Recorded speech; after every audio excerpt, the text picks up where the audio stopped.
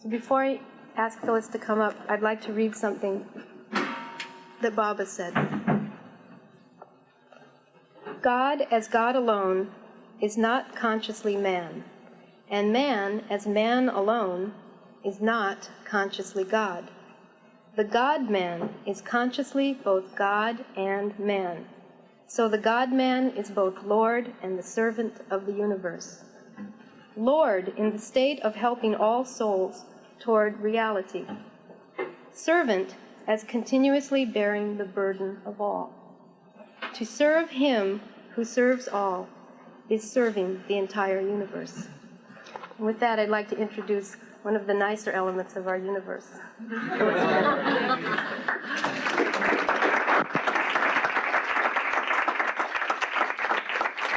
you, Debbie.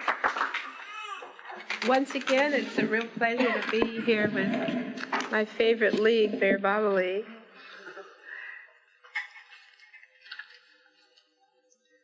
I started thinking about a subject that I really had no particular subject, but prodded by your very active member, Bruce Ecker, I had to pin myself down to a subject. Usually I can't get started just on one particular subject. So the subject was mysticism. And I think of the first talk I gave on mysticism was at Rutgers University. I had been shoved east by my employer, Mattel, to the wilds of New Jersey, and then we decided to try Rutgers and see what Rutgers could do. This was in the 60s, 69. So Peter will remember we made big posters, and the first big word was stoned, ? On God. The mysticism and higher consciousness in small letters. But that title seemed to draw a large audience in the 60s. So that's sort of the essence of mysticism. And then to bone up for tonight, I thought I'd go back and read a little bit on mysticism. A very fine book, in case you have not read it, is The Perennial Philosophy by Aldous Huxley. He kind of gathered together a great deal of information, a tremendous book list in the back, excellent book list for reading up on basic knowledge about mysticism. But somehow, all of a sudden, I was doing this little mental research again, and all of a sudden the image came as I picked up actually this little locket, and I was thinking of a little locket that Baba gave me. In 1956, Baba came to the West again. I had met him already in 52, and one afternoon we had the women were all invited to Baba's house in Myrtle Beach in the center. We didn't know exactly what would happen. Baba called us into his bedroom. He was seated on the bed, and he had spread out on the bed all these little trinkets and little necklaces and pins and things. And Mayra had picked them out and said, "This one for so-and-so." And then Baba sat there, the God-man sat there, and he said, "I just don't remember, which one." It was so sweet the way he just picked up the locket and said, "This, Mayra wanted you to have this locket." And I just somehow thought of that whole personal loving thing that Baba did, just like a human being with a little gift that someone's given him to give to you. And how meaningful it was when Baba took the locket and he just put it in my hand like that. And also a lock of his hair that Amira had given. She always has Baba's hair saved. And this was a lock of hair given. It was the lock of hair when he was young, so it's red. Baba had red hair. And this little personal touch and moment with the avatar just tumbled down all these theories of mysticism, and the ground and the void, and the things that these scholars and people write about so much, all these steps to God and so forth.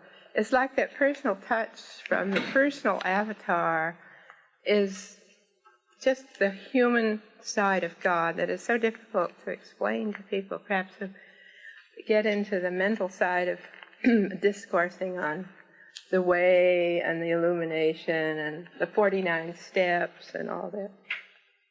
As you know, it's interesting, St. John of the Cross wrote this beautiful book, Ascent of Mount Carmel, which is probably the most classic essay on the mystical path. And he describes the 49 steps. And again, Baba, in another place, has said there's, of course, the 7 spiritual planes, and that they're divided into 7 different planes, departments on each plane. So 7 times 7 is 49. So it's like a accentuation of these facts of the spiritual path. But just to be clear about what the mystic path is, as distinguished from the use of the word, it's used very badly even now, although so much more has been written about it and come out in translations and so forth, as distinguished between the use of the word mystic, meaning just mysterious, strange, occult, psychic. That's the coarse use of the word, and really a misuse of the word. It should be used, as Evelyn Underhill has stated. She's another very careful scholar on the whole subject, as the way toward union with God. That's the only way that the word should be used correctly. The mystic path, mysticism is the technique of reaching union with God. That's the correct use of the word. It shouldn't be used like for something strange or weird or far out, as today's word is. But of course it is misused, that word. And the mystics of all ages and all religions really find the same truths as they journey on this inner path. And as an eclectic student, you find that out. You read the lives of the saints of Buddhism or Islam or Christianity. They speak about the same stages, really, of the mystical path. And of course, Baba describes it in fresh language. I think what turned me on so much is after reading all the old classics and then turning to Baba, and he simplifies things so beautifully that you realize, aside from just what Baba is personally, as a teaching, as a word communication, Baba has done a tremendous job in reaching forward to the mind in his language, in his way of describing the real mystical path, or as he calls it, the path of love. That's why I named the book I did of Baba's excerpts, The Path of Love. The path of love is the shortcut in the mystical way. So to X out what ordinary people call mystic is important in the beginning. The difference between psychic, occult, and mystical should be clarified. Now, just briefly say that. The psychic is when the human ability to sense different phenomena reaches the astral world, which is the semi-subtle world, or some stage or phase of it. And you do that in the physical body, with the physical means, but just a little bit off-center from your use of the brain. It's like an ordinary ability, the ESP. The occult is a little bit different from that. It's where you develop certain powers and also only reach the lower levels, not the spiritual planes. However, a person on the spiritual planes may have occult powers if they're a salik. And the ultimate in occult powers, of course, is the person on the 4th plane using these occult powers. But neither one of the person who's a psychic or an occultist has anything to do with mysticism or the inner path of love. And this is important to distinguish, especially now when so many people out there who are doing research in psychology, parapsychology, holistic health, all sorts of angles, are studying old texts, old tantric texts, or yoga texts, or old mystical documents, and they're taking the language of these different experiential documents and mixing them in with their physics, with their holistic health, with their this and that. They're kind of mushing the language together without the real basic experiences most of the time. So it's getting very confusing out there, and especially when you want to speak clearly about the inner path, the spiritual path. So language becomes very important to clarify your terminology. And there again, Baba has given us a fresh start, especially in God Speaks, and then of course in the discourses, speaking about things in his own way, clarifying the steps, the planes, the experiences in a fresh way. So we can't urge anyone enough to study Baba first before, of course, many people have come to Baba through studying other types of things, but by presenting a new language structure for these basic ideas, Baba has done a great deal. He doesn't stop to argue, this doesn't mean that, and those people were wrong, and this group misunderstood the whole thing, and so forth. He just kind of leaps ahead and gives you a fresh start, and I think that's a very wonderful thing, because terminology is very important in communication. However, it doesn't help too much, very little, with the real experience. Now, what does Baba do about mystical experience? The steps in the classic mystical approach, there are these 49 steps, but basically you come as a seeker and you surrender as a seeker. You go through various stages of mostly purgation, not purgatory, but purging your ego of certain basic things before you're ready to experience some of the higher experiences on the path, which are basically different phases of love.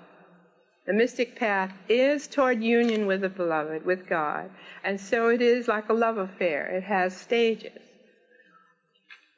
And they have these classic names for the stages. But what Baba does, and I'm speaking a little bit from my own experiences, he gives you these little glimpses, little drops of his love in different ways, depending on your particular nature. And that's what makes you feel so much that Baba is who he is. He knows completely your own nature. So if he wants to give you the little carrot, the gilded carrot in front of you, he'll give you what you particularly respond to. And that's very important, because in other groups or other studies or paths, someone is applying so-called a technique, a standard technique to you, and it may fit you or it may not, depending on how advanced that teacher is. But with Baba, he knows, because he's God. He's the God within, so he knows you from within. It's like he knows just absolutely what you need at that particular moment. So his love takes for you a particular form. And I know you've all experienced that. That's why you're sitting here. You have felt somehow that love in some way. I doubt very much whether too many people come to Baba totally through the intellect. Not putting down your intellect, folks, but it's really your heart that has responded to Baba. However, Baba has given this great discourse, counting the whole thing as one large discourse or teaching.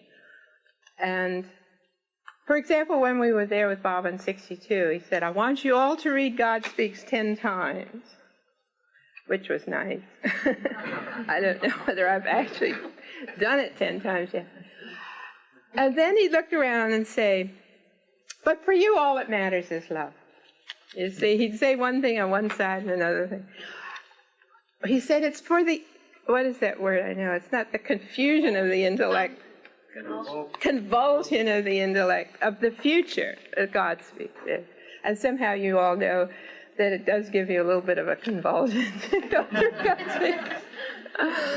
On the other hand, you only have to have been a student, which I was a little bit, of some other discipline. Like I studied Buddhism, and I thought that was the most rational and advanced of them all, to know how clarified Baba is in his presentation of a cosmos, a metaphysics, because he doesn't bother with all the other stuff. He just goes right to the point. In simple language, not creating a whole new language, which is what so many people do when they just use the intellect. And the basic point about union with God, Baba emphasizes, but he gives the technique basically of concentrating on himself as a personal avatar. You can see that Baba stresses that when you meet him personally or in his words, his teachings. Meditate on him, say his name, the mantra. Like I introduced one boy to Baba who had, gone through a whole number of studying all these other things. He said to Baba, "Give me a mantra." And Baba said, "I don't give mantras, but take my name." So there you have the whole thing about mantras in a nutshell. Take my name. And the same way with another woman, Gela Archipenko, I introduced Baba, and she said, "Baba, I like to meditate. And would you meditate with me?" That was kind of interesting. He said, "Would you meditate with me?" You have about 3 minutes with Baba in these interviews. And Baba nods his head, and then we were all quiet. And Baba just was silent with her. And it's like he answered that particular need for that person that was just very abstract, very mental type of person. Another type of way Baba emphasizes to reach union with him is, of course, service to him. There are a lot of people who don't meditate or who don't have that kind of emotional or devotional way of spending their time. They're just serving Baba constantly. And I feel that Baba actually accentuated that more than anything. You can see that in the Mandali. That's the way they've been brought close to Baba, is in serving him, just in fulfilling what he wants, in total surrender and obedience to him. As Baba said, obedience is greater than love. And in that way, they've prepared their mystic path through service. There are the 3 basic paths, as you all know: the service, which is karma yoga, and the bhakti yoga, which is devotion, and then the jnana yoga, which is the mental, more or less mental, not in the ordinary sense of intellect, but, mind control, total absorption, which is very stressed in Buddhism. It's like Baba has accentuated for our modern age service in action, the karma yoga, with concentration on him, which is like a little of the bhakti and maybe the jnana yoga, the mental stillness of the mind. You see, the jnana yoga is the whole effort to control the mind and make it into that beautiful mirror where all they call them vrittis in Sanskrit, but all the vibrations of the mind are stilled enough, like a lake is still, and you can, when it's perfectly still, it becomes like a mirror. And then you experience who you really are through that type of thing. But what about the person who's just a servant, who does only serving constantly out in the world? That was Baba's way so much. I remember there was a dear person, Sam Cohen, who was an excellent meditator. He was just, that was his natural dharma, his natural feeling. And Baba invited him to the ashram in India. But he couldn't help falling into his meditative mood, you see. And Bob would come along and hit him on the butt, get going, grind the corn, wash the must, constant activity. And it was just too much for him. It was really, he asked Bob in the end, this is, it's not suitable for me. And you see, it wasn't just his path, although he had the grace to be there with Baba, but he just couldn't change his nature that much. But he always loved Baba, and he had some beautiful inner experiences of Baba as the Ancient One. He was Jewish in background, and, the Bible, the Old Testament stresses the Ancient One. If you wonder where Baba, when he says, I am the Ancient One, it's very, very related to that concept from the Old Testament, the Ancient One. So Baba actually, I feel, stressed all three according to your nature and would give you more of what you needed. Speaking for myself, I'm more of a bhakti type. I'm not so good at the karma yoga. I make too many mistakes and stumble along. And my mind isn't still enough for the contemplation. But the devotion seems a little bit more natural for me. And Baba did give me some really little sweetmeats, as they call them, or consolations is the old-fashioned mystical word for it. And you're not supposed to be attached to them, right? But Baba has his little way of giving you this little drop of love in your particular fashion. And for example, when I would get a cable from Baba, and sometimes they'd just come out of the blue, no particular reason, he just said, I love you, or something like that. And I would be coming home from work on the subway, and I'd fall into this real state of bliss, and I'd even go way past my station. I went all the way up to the Bronx, totally ignoring it. It's because I'd come home, finally get there, and on my door would be a cable from Baba. And see, he sent that love so strong with the letter. The letter was just a sample of, in the gross oil, but so it's like a little sweetmeat of love that Baba would send that would just knock me out of my ordinary state. So that's the sort of thing you're supposed to, in the mystical path, be able to achieve if you do it right. You're going along the steps. But obviously Baba, by grace, gave it to you. It's a big difference by being up there and being able to do it on your own. And being so one-pointed that you can't attain that state. But it's like Baba knowing that you aren't there, gives you a little taste of it. Or sometimes with me, give me a so-called vision, so an experience of Baba, like I'd see Baba. And I'll share one very beautiful one I had with Baba. This was in 56. No, it was 58, I'm sorry. In Myrtle Beach. And, we're running around all day with Baba, and it's very exhausting, both physically and emotionally and mentally and everything, because Baba's kind of drawing your energy. He's sort of like Dr. Duncan says, he pinches your energy and uses it for his universal work. And that's another thing about meditating. When Baba gave us something to meditate on, or to say the prayers at certain times, or for certain periods repeat a sentence, sometimes for 40 days you had to repeat something 500 times a day. He said, you're helping me in my universal work. And this is sort of unique because you weren't doing it just to, like in the old classic mystical way, to purge yourself of sanskaras and so forth. You're helping him by focusing on something that he asked you to do. It's not like your own kind of meditation. So,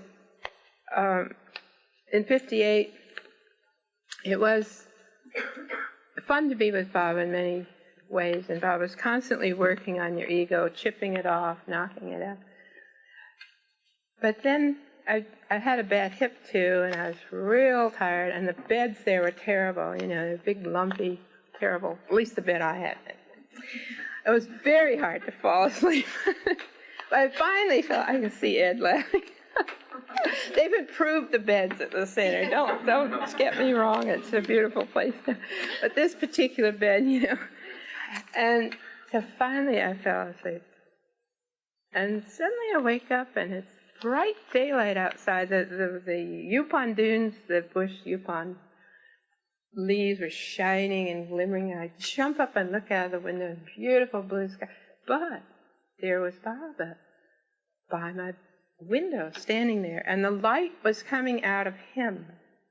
It was midnight, actually. But the light from Baba was so tremendous that it lit up the whole scene outside of my cabin window. And I just kept falling into Baba, and he kept getting brighter and brighter, and I was just probably ready to completely lose consciousness. And then I heard his voice say, "You will see me after I drop the body." So it was like a promise from Bob. And it reminded me of the time, it was a little bit in the discourses, like when the Master said it was not a day, but it was really night. You see, he was really the light that made it day. And I just think, you see, Baba says, "I'm not this body." Okay, he sat there with us many times and said, "I'm not this body, I wear it to visit you. I wear it like a garment to visit you." But then I saw him in the subtle body. Obviously, he wasn't standing outside my cabin in his physical form. This was his subtle body that was so bright. But then that body began to disappear, and only this brilliant, brilliant light, you see, which actually probably I just couldn't take more than a certain amount. And then immediately it became dark. It was midnight again. Baba had vanished. And I fell asleep again on this rocky bed. But that was a little taste, you see, from my nature to understand many things. It was like an experience that summarizes so many things. First of all, the love was intense. The promise from Baba that he'd always be with me. The fact that God is really light. He's not the body. He's not the subtle or the gross. He's, the next step up that I could see was light. So it's like you begin to see the union ahead of you. You just feel a tiny, tiny bit of it. And that, of course, creates this tremendous addictive behavior, I believe the psychologists. You get addicted to God. I mean, you just have, it's like your first, excuse me, but you are a drug generation. A first drop of your drug, you're really going to addict it. And that's what Baba does. And it's not like you were on that level or, had attained that level to have that experience. It's a gift.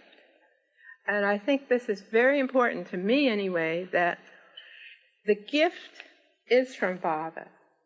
He's pulling you along by his little gifts. And they can be all kinds. That isn't the only kind. That was very spectacular.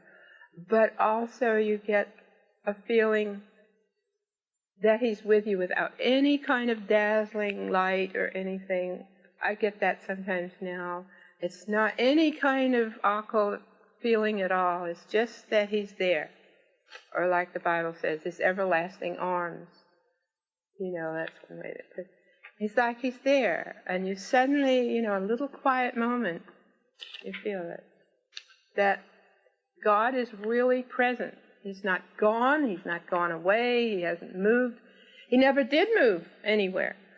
It's just that for those 75 years, he took on a garment, that you could play with, you could relate to, and that he could do his work through. So that's the gift of the personal side of God to manifest like that. But you have to always remember he has the impersonal side too. A little amusing thing that comes back to memory about that. I had helped prepare a house ready for him and his group of about 18 people that were going to stay in this one house.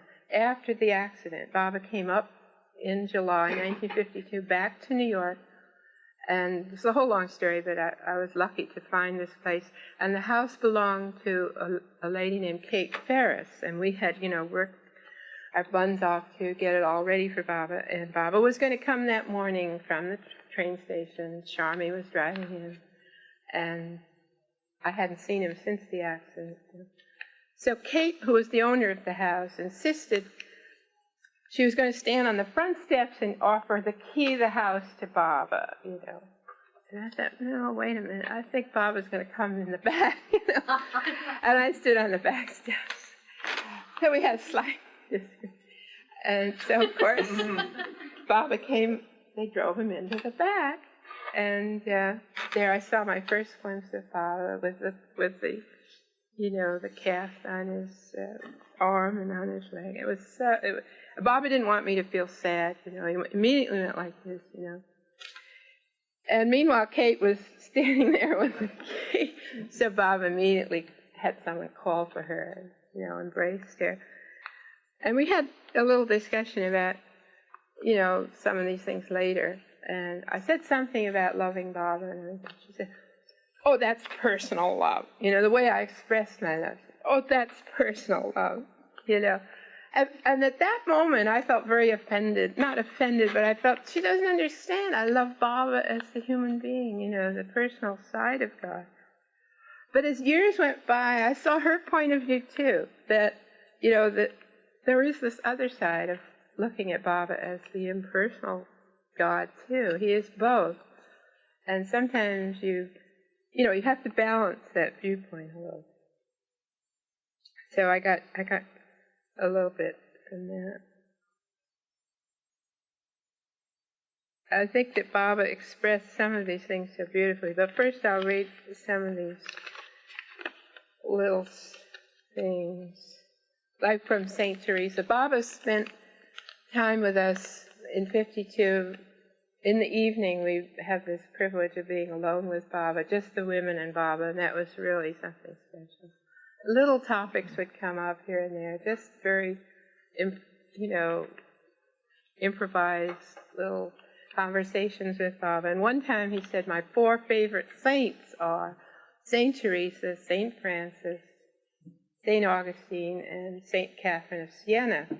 And it just happened that my friend Adele and I, Adele more than myself, because she was getting this degree at Columbia in religion, had studied all these 4 saints very much. She'd chosen as her master's first, I think it was Plotinus, and then this one, and then St. Augustine, then she switched to St. Francis. And she'd also studied St. Catherine. So, and St. Teresa's in there. So this is from St. Teresa. If obedience employs you in outward things, know that even if you are in the kitchen, our Lord moves amidst the pots and pans, helping us both within and without.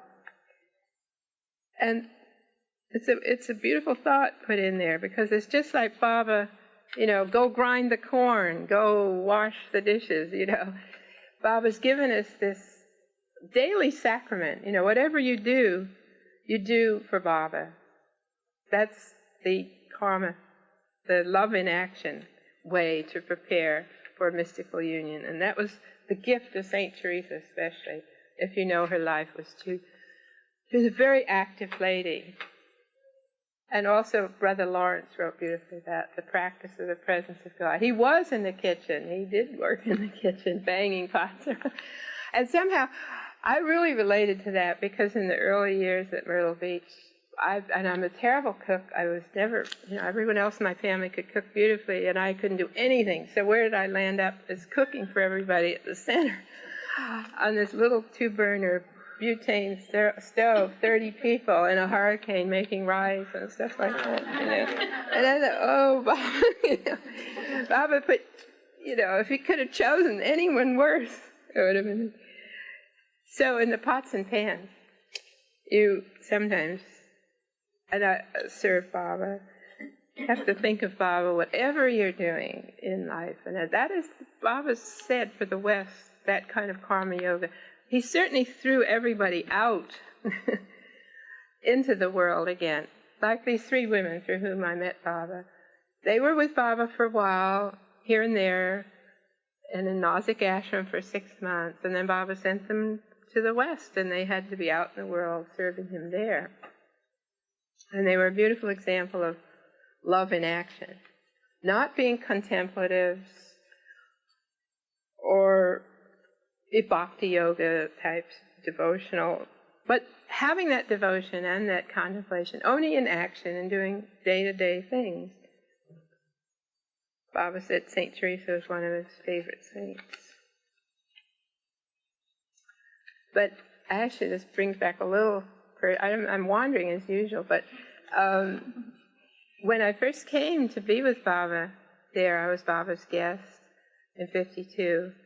And because I had done so much of this type of thing for Narina, I was helping Kitty with washing up the dishes and stuff in the old kitchen, the original kitchen. The phone rings, and it's Rano, and it's a message from Baba. Baba says, Phyllis and Adele are not to do anything while they're my guests at the center. He'd cancel out any of those things, which is a very sweet touch. That we were his guests, so we weren't doing the dishes or the silver or anything. See how God kind of spoils you a little bit. After you, it's like a little, up and down. By the way, Kitty's book is a delightful story of her many years with Baba. I don't think anyone actually has spent so many years with Baba and written about all those different phases of Baba's life. She meets him in the 30s, she goes to India, she's with him in Europe and so on, comes with him to America, goes through the new life, all the way along in her last 25 or so years at the center, all doing the karma yoga, mostly. Beautiful stories. I certainly recommend it. It's just a fantastic. I haven't even quite finished it yet, but talk about a modern St. Teresa. That's Kitty. Get my vote. And here are some other neat things I thought. One of the most famous writers, at least, and mystics was Master Eckhart. God expects but one thing of you, and that is that you should come out of yourself insofar as you are a created being, and let God be God in you. And you can substitute, and let Baba be Baba in you. God is bound to act, to pour himself into thee as soon as he shall find thee ready. And Baba would say the same thing. How can I enter your heart if it's filled with other things? And there was a little drama to that one time when we had finished our Sabbaths with Baba. It was 58, and we were allowed to be with Baba, driving with him to the airport in Wilmington, North Carolina. It was very early in the morning, and I just can see even now following Baba's car. We were the first car behind Baba.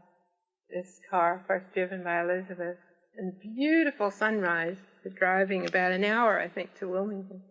And we got there and were sitting in the lounge of this little airport. I guess we had to wait an hour or so for the plane.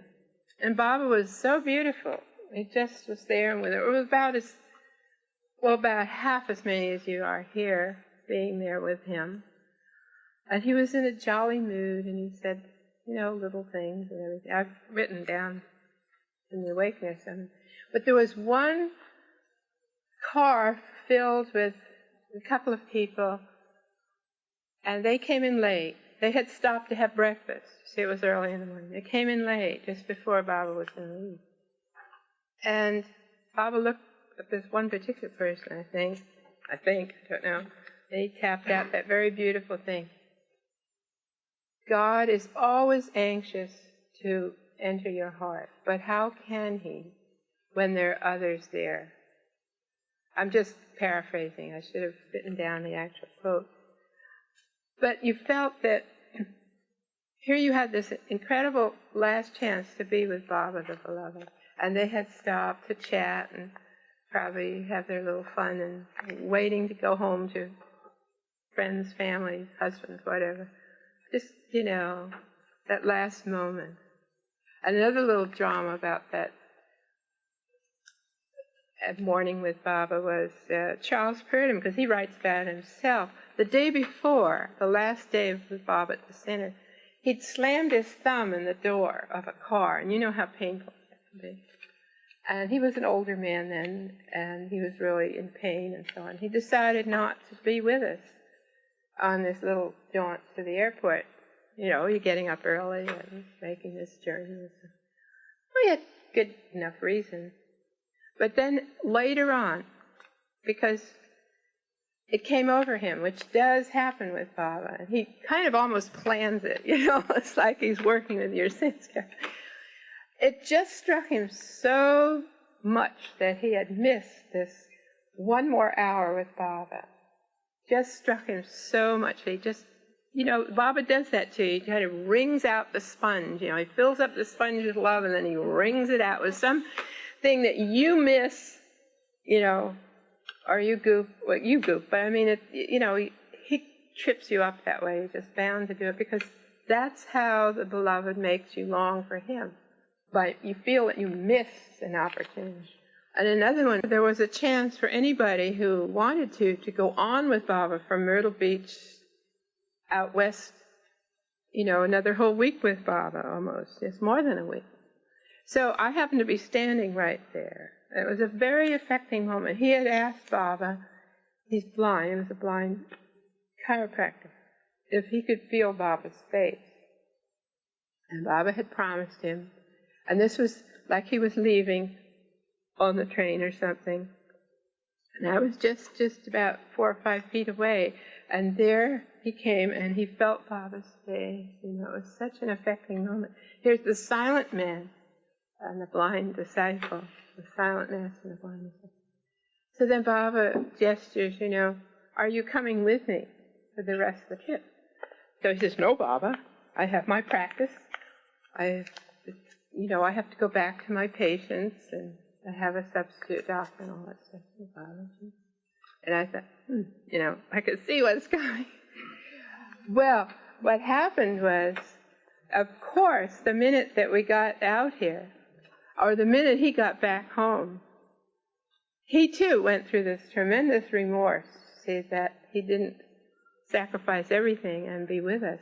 And he bombarded Baba with telegrams and phone calls. He wanted to join Baba. Baba said no.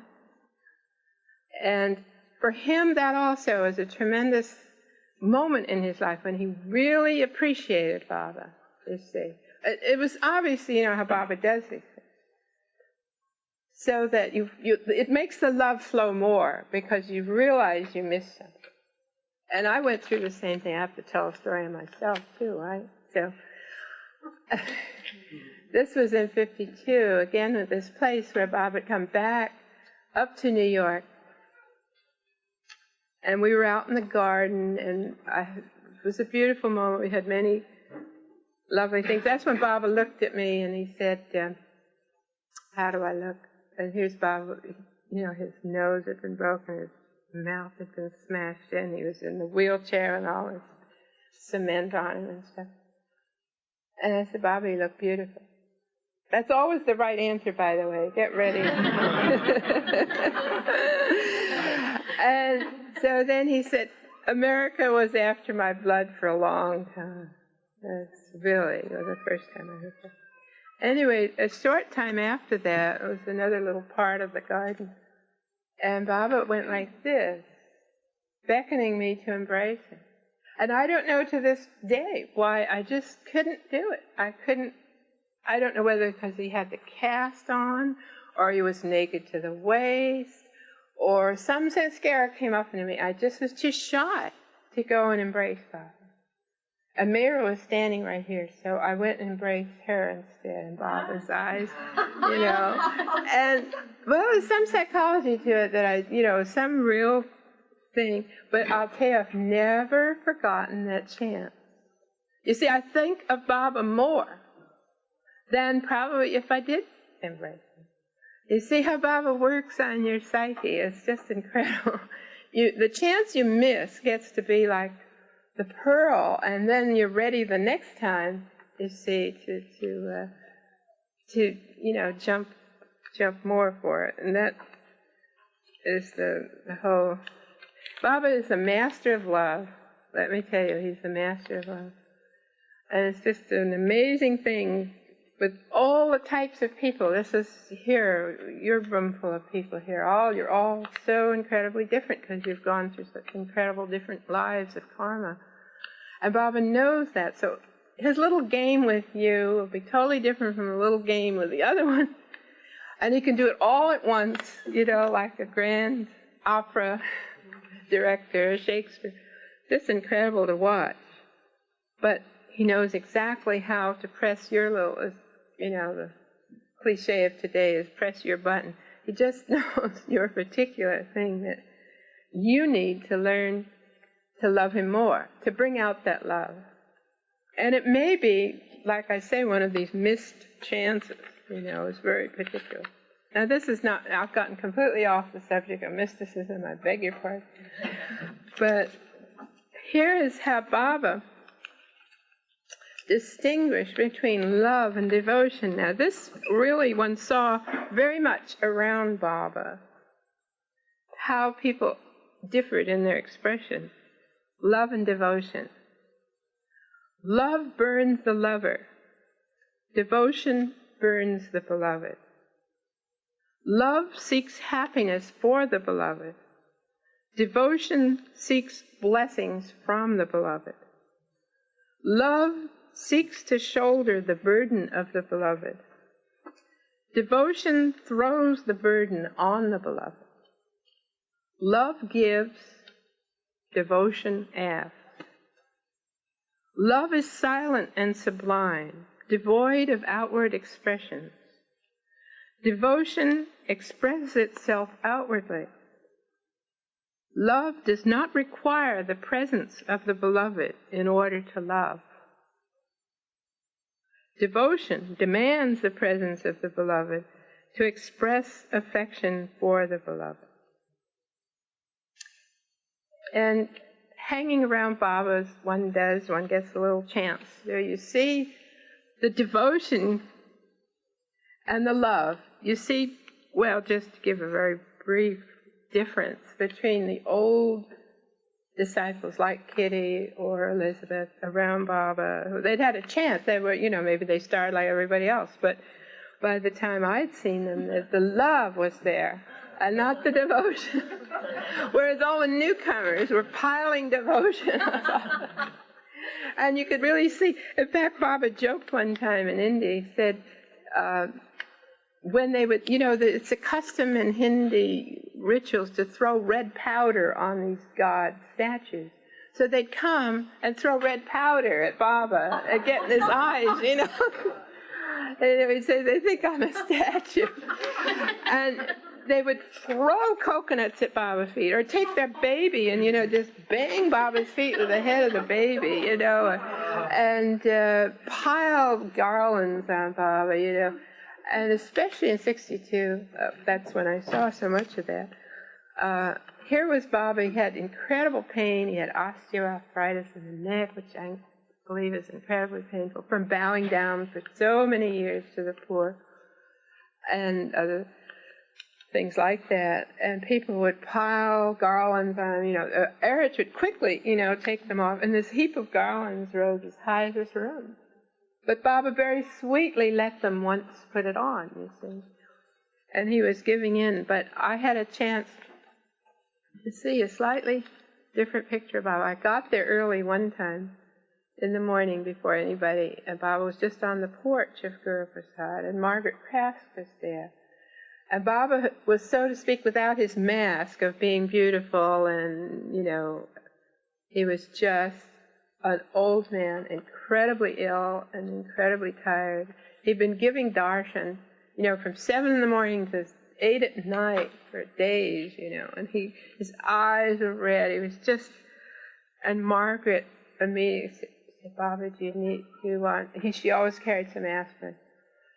It was just like, immediately she reacted to that. I don't know whether Baba took it or not, I don't remember, but it was just that immediate feeling for Baba. But then just then somebody else came up and said, "Oh, Baba, I must have you, some big problem," and, immediately wanted Baba to pay all attention to. And Baba had told us, even before we came to India, no questions, spiritual, material, don't ask me for anything, spiritual, material, and something else anyway. And still people did. They pulled on Baba. They wanted his attention. They wanted to be, well, what career should I follow? Who should I marry? And here was Baba giving all the time. But there was Margaret, you see. It was just a tiny glimpse of how someone who totally related to Baba as the beloved. Love is silent and sublime. Love gives and devotion asks. There were many dramatic instances of that. So Baba himself helps us prepare for a union with him by giving us little glimpses and lessons. In the beginning, I'm speaking myself as a beginning. It's like Charmian said, when Baba's kind to you, you're in the kindergarten. I was like that. So I could say Baba was kind to me. But because he knows that we don't know the lessons. These tremendous saints and disciples who have been with him probably incredible numbers of lives have reached such a stage that they're just fantastic examples of service to Baba, to the avatar. But for the rest of us, Baba gives us these little chances and glimpses and sweetmeats, and that's what I was just sharing with you tonight. And he's still doing it. Don't think that he isn't. Just have to open your heart a little bit. Jai Baba. Jai Baba.